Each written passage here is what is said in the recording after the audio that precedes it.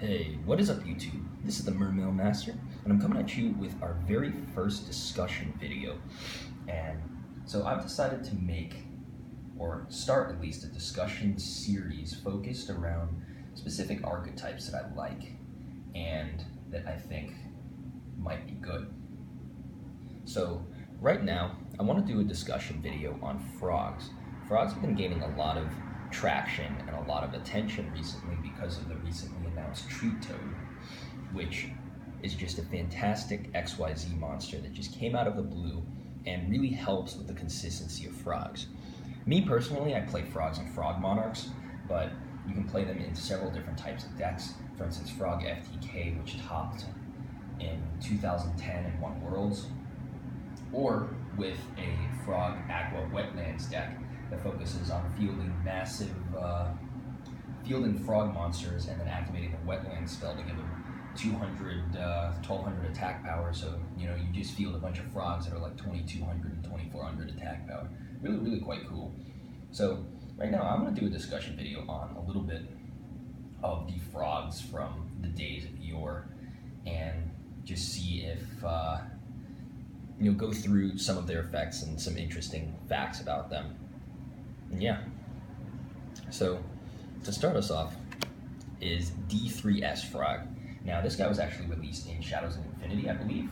Shadows of Infinity was the first pack that had dedicated frog support. So within that set, we got things like this D3s Frog, and then of course the normal Des Frog. D3s Frog is actually a combination of all three of these, and he can only be done with Des Frog. But luckily, there's other monsters in this deck that are counted as the name Des Frog. So for instance, like Ronin Toadin can also be called a Des Frog. And then it gains 500 points of attack for each Treeborn Frog in your graveyard. So I'm guessing that Konami sort of had an idea to make frogs into this stupid, gimmicky kind of archetype. I don't think anyone expected them to be combined with monarchs or to become one of the foremost tribute engines in the game for a while. So I think they did way better than Konami thought they would do. Yeah, that's D3s Frog. I just have it in here because you don't really see it too often. One of these days I'm gonna fusion summon it, but until then, not. Then I want to start with Swap Frog. Now this guy is the one who arguably made the frog deck good. Right out of Stardust Overdrive, his basic effect allows you to mill a frog type monster or a level 2 aqua monster to the graveyard, and you can ditch one water monster from your hand to special summon it. His effect is also not once per turn, and he can bounce himself back to your hand during the end phase to special summon another frog. So he just really fixed a lot of problems, acts as both a foolish burial and whatnot, and any frog deck that I've ever seen runs into 3. Still waiting though. I'm thinking within maybe pack number 3, OTS pack number 3. Now that Tradetoad is coming out, they've got some big plans for Swap Frog to hopefully get a hollow print. I have 2 copies of Treeborn Frog here. Treeborn Frog is one of my personal favorite frogs, mostly because of his recursion ability that just allows him to keep special summoning. I remember I used to use this guy back when Light and Darkness Dragon was popular. You could just keep special summoning during the standby phase to burn through all of Lad's negations, and then finally special summon him one last time, summon a monarch, and then banish the card. So really kind of fun card. Yeah, and I just really like this card. And he's on the artwork of Froggy Force Field and whatnot. The next card I have to show is 2 Poison Draw Frogs. Now, this guy is really quite interesting because I didn't play during the time of Frog FTK, but I did play during the time of Frog Sea Lancer. So I have 2 copies of Sea Lancer here to sort of get my point across easier. And Sea Lancer is one of the coolest monsters of all time. And the reason I say this is because I think Konami, they believe that they could print Sea Lancer and it'd be just a shitty ass exclusive that wouldn't do anything. It was just like a stupid thing, like pack filler. Because I remember the article that they wrote about it. They're like, ooh, you know, like this is from Generation 4, so you can use all your banished sharks and stuff. That trashy ass like shark deck from Generation 4. So they were like, you can use Sea Lancer in it, but ooh, it's a tribute monster. Oh well. And then when it took off with frogs, you can combine it actually with D3s Frog and Poison Draw Frog, because whenever they're sent to the deck from the field to the graveyard, and particularly Poison Draw Frog, whenever it's sent from the field to the graveyard, except when face down and destroyed by battle, then you get to draw a card. So the basic thing was you keep banishing all your frogs for Ronin Totem, and then when Sea Lancer comes to the field, you can target any number of your banished Fish, Sea Serpent, or Aqua type monsters and equip it to him. So the goal was to equip Poison Draw Frog and D3s Frog, and you have like infinite protection. You have protection from like 2 or 3 things, and then every time a Poison Draw or a D3s detaches, you get to draw a card or to search like a Swap Frog or something out of your deck. And so it really took off and actually topped a couple of events. But it's not as good now because of the non-targeting destruction and whatnot, but Sea Lancer was one of my all-time favorite cards for Frog Monarchs back in the day. I'll have a Frog Monarch deck profile up at some point. Gotta do a little bit of update on the deck. Next card I have is Flip-Flop Frog. This guy's a little tongue twister. And then his effect is basically when he's flipped face up, that you can return monsters that your opponent controls to the owner's hand up to the number of face-up frog monsters you control. And then, of course, all of them have the restriction, except for Frog the Jam. But look who's laughing now that Frog the Jam is like 17 or 18 bucks. But Flip-Flop Frog is actually a really cool kind of card. I don't think anyone's really used it for its effect. I remember it was in Frog FTK for a while, but it was just one of the frogs that you cycle through, like an extra name. But I think it's kind of cool, like the flip down and then flip back face up abilities. So yeah, that's Flip-Flop Frog. Has a little bit of a control aspect to him, so he's kind of a cool card. I'm hoping one day he becomes good. I remember the first time I pulled this Submarine Frog. It was out of the first tin that I ever bought.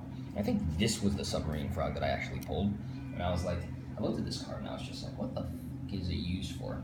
Like, this is the worst card. Like, this is like, I think it was Crimson Crisis that it came out in, and I said, you know, this is the worst card I've ever seen come out of a pack. Like, why would they print a 1200 frog monster with piercing damage? You know, even my 10-year-old, myself who've been on a hiatus since Ancient Sanctuary, was just like, shit. Like, this is a terrible card, and it's, you know, probably just pack filler. But it turns out, I found out recently, it's a TCG exclusive, and it's supposed to be used in that Wetlands Frog deck. So you summon this with Wetlands out on the field. Wetlands allows all of your level 2 or lower Aqua type monsters on the field to gain 1200 attack. There's the copies of Wetlands. They gain 1200 attack, and then at the end of the scenario, Submarine Frog becomes a 2400 beater normal summon with piercing. So I didn't even know that in the beginning, but like, it just made me have a little bit more respect for the card than I had before. Still though, instead of Submarine Frog, you can run like Dude Arc of the Ice Barrier, or some of those like level 2 Ice Barrier tuner monsters that also gain the special effects from Wetlands. Wetlands is a very fun deck, so if you have the chance to try it out, please do. You won't regret it. Next frog I want to showcase is Beatles Frog. And this is actually my least favorite frog. Mostly because, first of all, he's a level 3, and second of all, his attack is dependent entirely upon a card, Tadpole, which is just not really that good of a card. You just like mill it to the graveyard somehow, and then he gains 300 attack for each one.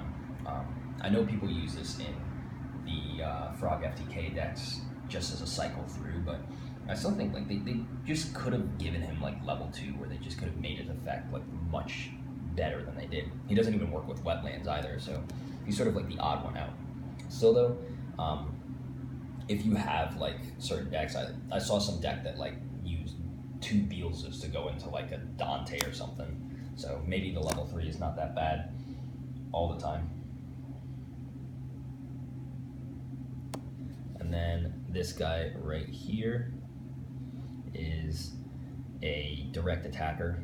He was out in Light of Destruction. And then when you attack directly, if you control a frog monster, except for Frog the Jammer Unifrog, then you can attack your opponent. You can destroy one spell or trap they control. So he was like Ice Edge before Ice Edge was a thing, really. But, you know, also with Wetlands, he goes up to 1600 attack power, so 1600 beater, and then if you back it up with spells or traps, you can repeatedly attack your opponent directly. I mean, it's not going to do much now, but like before, when there were big beaters, like, you know, Shien or something like that, or like stuff that was tougher to cycle out, like, you know, less Cosmos and stuff, this guy could pack a punch. And the last frog I have is D3s Frog. Now, my Ronin Totem and my Duke Frogs are in my Frog Monarch deck as well as my Nimble deck, so they're not currently making an appearance right now. But I put D3s Frog in here because he's the OG frog, and someone actually topped an event using D3s Frog by just basically like summoning D3s Frog, finding some way to mill Tadpole to the graveyard, and then when D3s Frog is tribute summoned, you can special summon D3s Frogs from your deck equal to the number of Tadpoles in your graveyard. So you basically get a Tadpole or two to your graveyard, and you special summon all your D3s Frogs, and then you go into a rank 5. Much better than going into, like, the original goal, of course, was to go into D3s Frog, or to, for instance, activate the card D3s Croaking. When you control 3 face-up D3s Frogs, you can destroy all cards on your opponent's side of the field.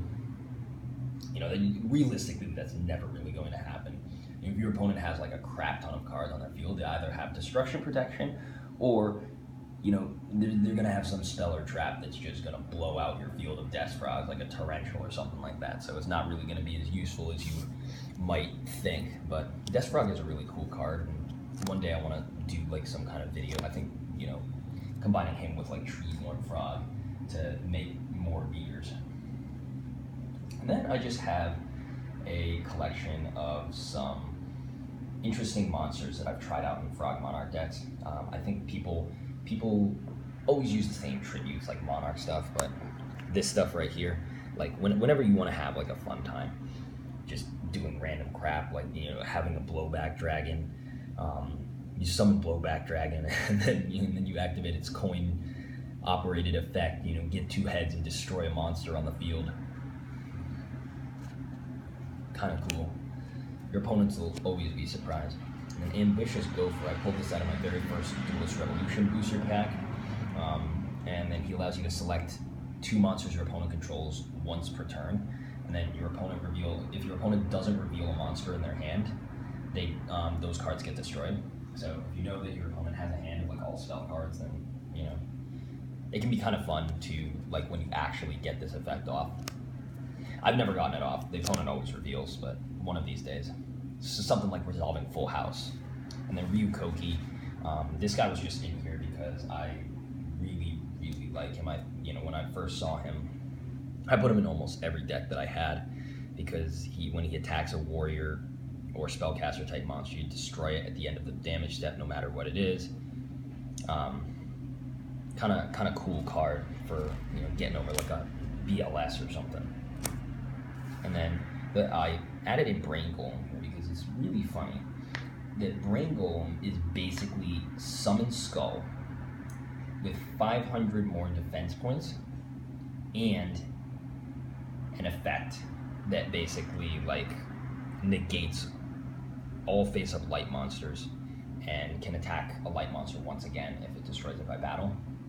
And the reason I mention it is because it's kind of funny that you think about like what power creep is in the game. Brain Golem was released in LODT and received like absolutely no attention whatsoever. Meanwhile, you know, Summon Skull single-handedly defined its format back in the day. So, you know, you think about, like, imagine if you took an innocuous card like Brain Golem and introduced it back in 2003 as like the upgraded version of Summon Skull. You know, we all of us would be like, you know, blah blah blah blah blah Brain Golem, and Summon Skull would just be a thing of the past. So I just think it's interesting, and it gives you a little bit of perspective about where the game went and where the game's currently going. So yeah. And then I have a Call of the Haunted, because reborning all your monsters is cool. So yeah, that was a little discussion video that I wanted to try, discussing one of my favorite archetypes, which is these frogs. It's a really quite of a cool archetype if you give it the time, and I hope you'll give frogs the opportunity, and then I hope that the Tradetoad will become better with them.